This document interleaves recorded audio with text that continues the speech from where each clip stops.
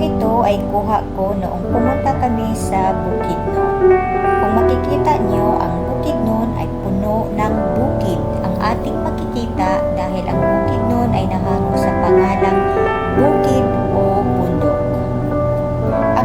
Ang lugar na ito ay napakalamig at masagana sa mga iba't ibang pananim. Ang bidyong ito ay may malawak na taniman ng mga tubo o sugarcane. Habang patuloy ang takbo ng aming sasakyan, napakadaming mga pananim kaming nagdadaanan katulad ng malawak na banana plantations, maisan, palayan, kamuting kahoy, pinya at iba't iba pa.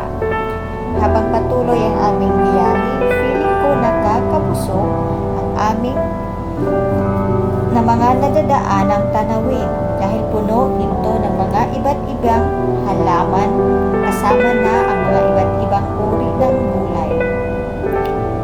Feeling ko walang gutom ang lugar na ito, kaya nagpapasalamat at saludo po ako sa inyong mga taga-Bukidnon.